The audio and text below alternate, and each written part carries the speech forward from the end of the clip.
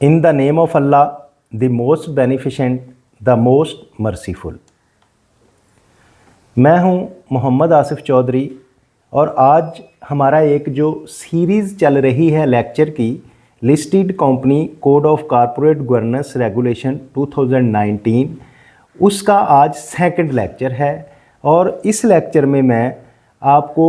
उन इश्यूज़ के बारे में बताऊंगा जो इश्यूज़ बोर्ड ऑफ डायरेक्टर्स के सामने रखे जाते हैं कि इन पे डिसीजन किया जाए। वो क्या हो सकते हैं? ये हमारी क्लास 14 है जिसने सिग्निफिकेंट इश्यूज़ की बात की जाती है। और सिग्निफिकेंट इश्यूज़ लॉ इसके बारे में कहता है the chief executive officer of the company shall place significant issues for the information consideration and decision, कि जो सिग्निफिकेंट इश्यूज़ हैं उनकी इंफॉर्मेशन के लिए, कंसिडरेशन के लिए या फिर डिसीजन मेकिंग के लिए जो भी इसमें केस होगा उसके लिए ये बोर्ड केस में be of the board or its committee that includes but are not limited to the following. तो जो भी केस, ये फॉलोइंग केसेस हैं जो हम बोर्ड ऑफ डायरेक्टर्स के सामने या किसी कमेटी के सामने रखते हैं ताकि उनको इन्फॉर्मेशन दी जा सके, उस पर कंसिडरेशन की जा सके कि क्या चीज़ है, इसको किस तरह से रिजॉल्व करना है, या फिर उस पर अगर हम कोई डिसीजन करना चाह रहे हैं वो डिसीजन करने के लिए रखे जाते हैं। ये जो नीचे बताए जा रहे हैं इनके अलावा भी अगर कोई होंगे तो वो भी कमेटी या बोर्ड के सामने रखे जाएंगे, जिसमें फर्स्ट सब क्लास ये है, as soon as the chief executive officer foresees risk of the default concerning obligation of any loan including penalties and other dues to the creditors, bank, financial institutions or the default in the payment of public deposit, term finance, sukuk or any other debt instrument, the same shall be brought to the attention of the board। कि chief executive officer जब ये foresee करता है कि जो हमने loans लिए हुए हैं या उनके अगेंस्ट जो हमारी पेनल्टीज़ हैं, उन पेनल्टीज़ के अगेंस्ट हमारा डिफ़ॉल्ट होने का ख़तरा है, तो वो फ़ौरन जो भी जिस अदारे, इंस्टीट्यूशन, सकूक या कोई टर्म फाइनेंस लिए हैं तो वो बोर्ड के सामने रखा जाता है कि इस पे, ताकि बोर्ड इस पे डिसीजन ले सके क्या है। सेकंड सब क्लास ये है कि एनुअल बिजनेस प्लान, जो बोर्ड ऑफ डायरेक्टर्स है उनके सामने एनुअल बिजनेस प्लान के रिलेटेड रखा जाता है कि एनुअल बिजनेस प्लान बनाया जाए और फिर कैश फ्लो की प्रोजेक्शंस बनाई जाए कि हमें कहाँ कहाँ से कैश आएगा और कहाँ कहाँ हमारा कैश इन्वेस्ट होगा या एक्सपेंसेस होंगे। तो बिज़नेस प्लान और कैश फ्लो के अलावा forecast and the strategic plan, जो स्ट्रेटजी बनानी है नेक्स्ट जो कंपनी की स्ट्रेटजीज होंगी उनके प्लान के लिए भी बोर्ड के सामने ये प्लेस किया जाता है कि इस पे डिसीजन किए जाए। सब क्लास 3 है budget including the capital, man power and overhead budget along with the various analysis. Various analysis करने के बाद जो हमारे पास बजट की सिचुएशन आ रही है कि हमारा कैपिटल बजट क्या होगा, मैन पावर के रिलेटेड बजट किस तरह से होगा और जो ओवरहेड बजट है उसकी क्या सिचुएशन होगी, इस पे डिसीजन करने के लिए ये बोर्ड के सामने रखा जाता है ये इशू भी। उसके बाद फोर्थ वन है matters recommendation and or reported by the audit committee and other committee of the board, या इसके अलावा वो चीज़ें बोर्ड के सामने रखी जाती हैं जो ऑडिट कमेटी या किसी और कमेटी ने मैटर्स उठाए होते हैं ताकि इस पे क्या डिसीजन किया जाए, ये भी बोर्ड ऑफ डायरेक्टर्स के सामने रखा जाता है। सब क्लास 5 है quarterly operating results of the company as a whole and in term of its operating divisions or the business segments. बहुत सी कॉरपोरेशंस जो हैं, कंपनियां हैं, वो अपनी क्वार्टरली रिपोर्ट भी इशू करती हैं। जिनके लिस्टेड कंपनियां, जिनके शेयर्स ट्रेड हो रहे हैं तो उनकी क्वार्टरली रिपोर्ट्स भी आती है, तो वो क्वार्टरली रिपोर्ट्स जो हैं वो भी बोर्ड के सामने रखी जाती है कि उस पे डिसीजन किया जाए कि इसका जो हमारा ऑपरेटिंग डिवीज़न है उसके लिए बिज़नेस सेगमेंट्स कौन सा ठीक परफॉर्म कर रहा है, कौन सा नहीं सही कर रहा, तो उसको किस तरह से इम्प्रूव किया जाता है। सब क्लास 6 है internal audit report including the cases of the fraud, bribery, corruption और irregularities of the material nature. जो इंटरनल ऑडिट होता है, रिपोर्टिंग होता है वो बोर्ड को, तो उसमें बताया जाता है कि कौन कौन से हमारे इश्यूज़ जो हैं जिनमें, जैसे कि फ़्रॉड का अगर कोई इशू चल रहा है, या कोई अगर रिश्वत ले रहा है या दे रहा है उसका इशू चल रहा है, कोई बोर्ड में अंदर कोई करप्शन कर रहा है उसका इशू चल रहा है, या इरेगुलरिटीज़ ऑफ मटेरियल नेचर के जिस पे उसके ख़जाने को प्रॉब्लम्स हो रही है, जिससे नुकसान हो रहा है, बड़ी नेचर की जो इरेगुलरिटीज़ हैं वो भी बोर्ड के सामने रखी जाती हैं कि इन पे डिसीजन किया जाए। 7th है management letter issued by the external auditor. जो external auditor management letter issue करते हैं वो भी बोर्ड के सामने डिसीजन के लिए रखा जाता है। 8th वन है detail of joint ventures or collaborations agreement with the distributor and agents.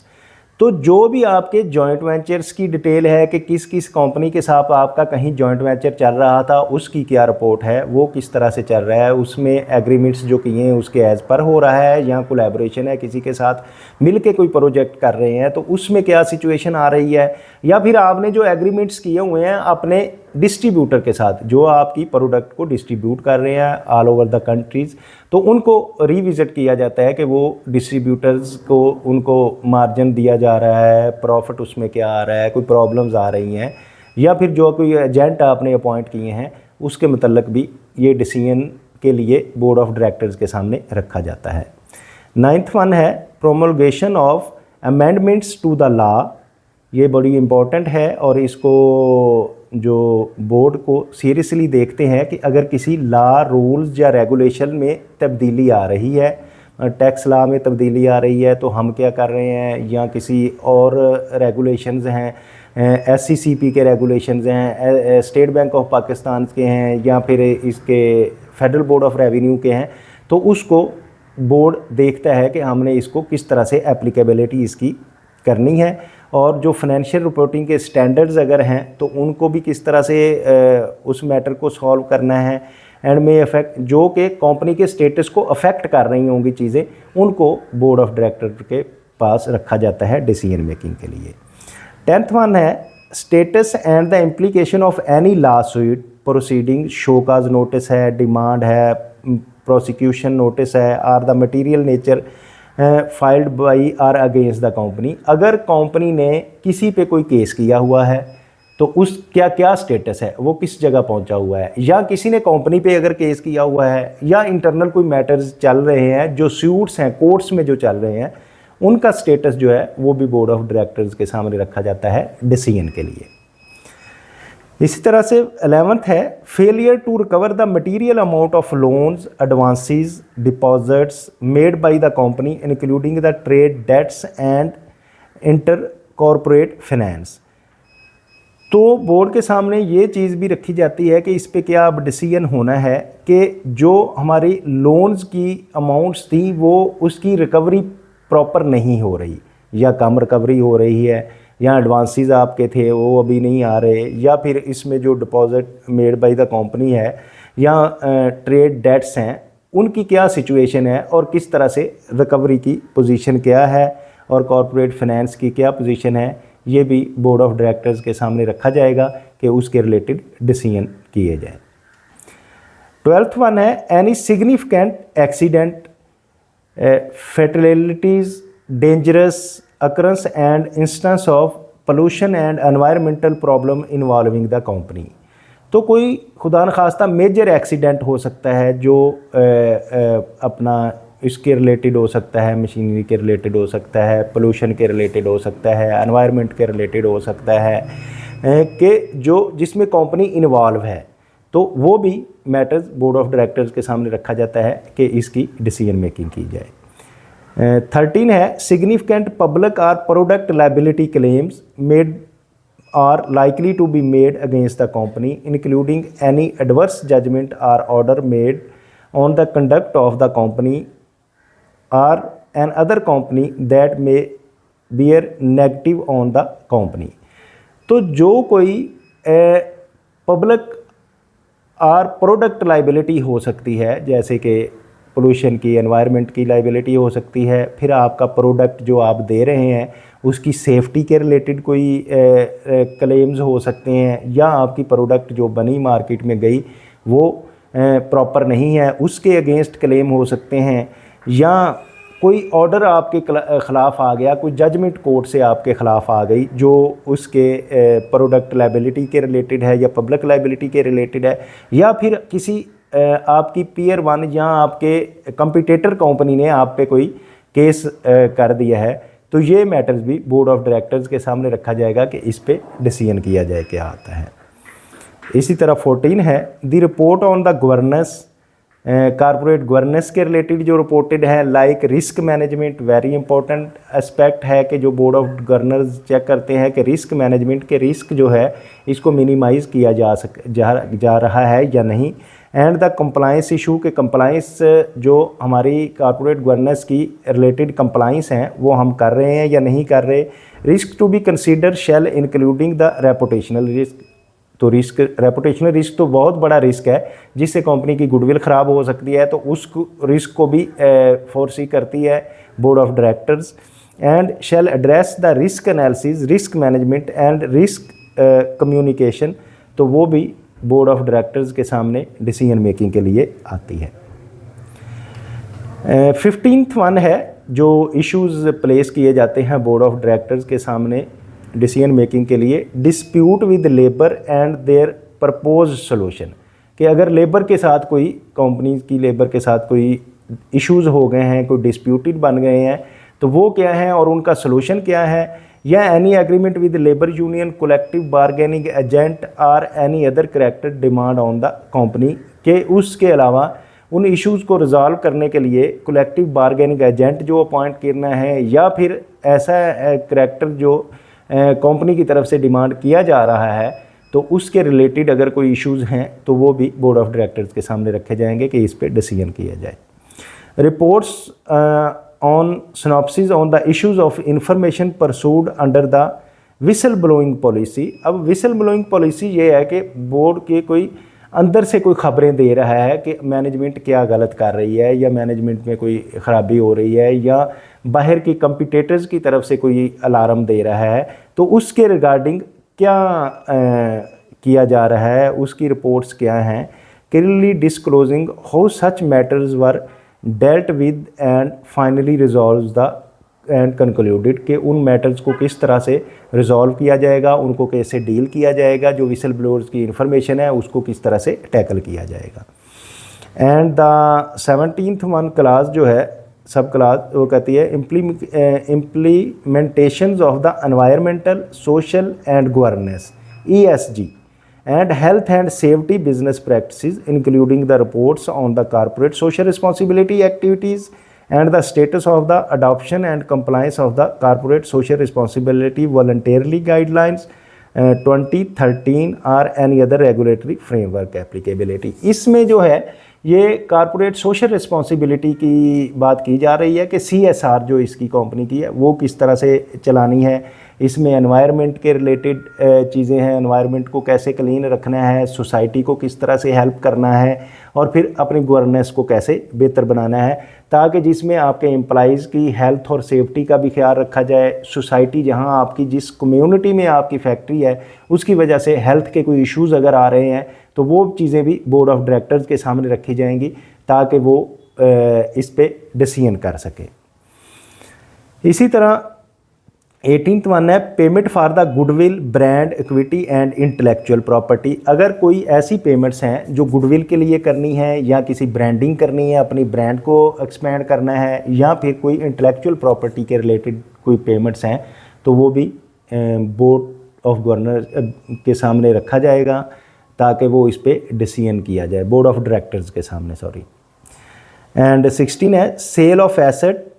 investment and interest in subsidiaries and undertakings and the material amount of significant nature which is not in the ordinary course of business। तो अगर कोई asset cell करना है या किसी subsidiary में investment करनी है, नई इन्वेस्टमेंट करनी है किसी सब्सिडरीज में, या किसी और अंडरटेकिंग में करनी है, या material amount of the significant nature, बड़ी अमाउंट की कोई नेचर की कोई चेंजेस लाना चाह रहे हैं, विच इज़ जो कि बिज़नेस ऑर्डिनरी बिजनेस का हिस्सा नहीं है, तो बड़ी मटीरियल नेचर की है, बड़ी नेचर की कोई चेंजेस हैं, तो उनको भी बोर्ड ऑफ डायरेक्टर्स के सामने रखा जाएगा डिसीजन के लिए कि ये करना चाहिए या नहीं। एंड द 20th वन है quarterly detail of foreign exchange exposures and the safeguarding taken by the management against the adverse exchange rate movement if the material. Like पिछले सालों में जो पाकिस्तान में एक्सचेंज रेट के बड़े इफ़ेक्ट्स आए कंपनियों में, तो उसको देखने के लिए भी ये बड़ी इंपॉर्टेंट है 20th वन कि एक्सचेंज रेट जो है उसका एक्सपोजर क्या हो रहा है, उसको सेफगार्ड किस तरह से करना है, उसको मैनेज किस तरह से करना है, और एक्सचेंज रेट के जो एडवर्स इफेक्ट कंपनी पे पड़ रहे हैं उनको किस तरह से मैनेज करना है, ये भी बोर्ड ऑफ डायरेक्टर्स के सामने रखा जाता है कि इसमें डिसीजन मेकिंग की जाए। ये तो थे सिग्निफिकेंट चीज़ें जो बोर्ड ऑफ डायरेक्टर्स के सामने डिसीजन मेकिंग के लिए रखी जाती हैं। इसके बाद हमारी क्लास 15 है रिलेटेड पार्टी ट्रांजैक्शंस। अब रिलेटेड पार्टी ट्रांजैक्शंस क्या हैं जी, कि उसमें कोई ऐसी ट्रांजैक्शन की जाए जो आर्म्स लेंथ हैं, या उसमें डायरेक्टर्स के जो पार्टीज़ रिलेट कर रही हैं, जैसे कि बोर्ड ऑफ डायरेक्टर्स है, मैनेजमेंट है, किसी उनकी कोई ऑर्गेनाइजेशन बोर्ड की डायरेक्टर्स की किसी और एग्जेक्टिव की कंपनी है उसके साथ ट्रांजैक्शन की जा रही है, तो उसको भी देखने के लिए the detail of all related party transactions shell be placed periodically before the audit committee. तो वो जो जितनी भी ट्रांजैक्शन है, रिलेटेड पार्टी ट्रांजैक्शंस हैं, इन बिटवीन द हैं, तो वो सारी ऑडिट कमेटी के सामने रखी जाए of the company, and upon recommendation of the audit committee the same shall be placed before the board for review and approval. तो जो भी रिलेटेड पार्टी ट्रांजैक्शंस हैं ऑडिट कमेटी के सामने जब रखी जाएंगी, तो अगर ऑडिट कमेटी समझती है कि ये बोर्ड के पास जानी चाहिए अप्रूवल के लिए या रिव्यू के लिए, तो उसको फिर वो बोर्ड के सामने रख दिया जाता है। लेकिन इसमें एक चीज़ का ख्याल रखा जाता है, provided where majority of the directors are interested in such transaction, कि जहाँ मेजॉरिटी ऑफ द डायरेक्टर्स इसमें इन्वॉल्व होंगे या इनमें इंटरेस्टेड होंगे इन ट्रांजैक्शन में, the matter shall be placed before the general meeting for the approval. तो इस सिचुएशन में ये जब डायरेक्टर्स ज़्यादा इन्वॉल्व होंगे रिलेटेड पार्टी ट्रांजैक्शन में, तो फिर इसको जनरल मीटिंग में रखा जा सकता है ताकि इसमें जाके वो कंसीडर किया जाए। तो ये थी आज का लेक्चर। मैंने कोशिश की कि मैं इसको अच्छी तरह से सम अप कर सकूं और एक्सप्लेन कर सकूं। आई थिंक आप इसको समझ भी गए होंगे। अगर आप चाहते हैं कि ये लर्निंग को कैरी आउट रखें और आप ये भी चाहते हैं कि दूसरों को भी इसको सिखाएं, तो आप इसको लाइक करें, शेयर करें, सब्सक्राइब करें। और अगर आपको इसके समझने में कोई प्रॉब्लम आ रही है तो कमेंट बॉक्स में कमेंट करें, तो उसका आपको प्रॉपर रिप्लाई दी जाएगी। Thank you very much.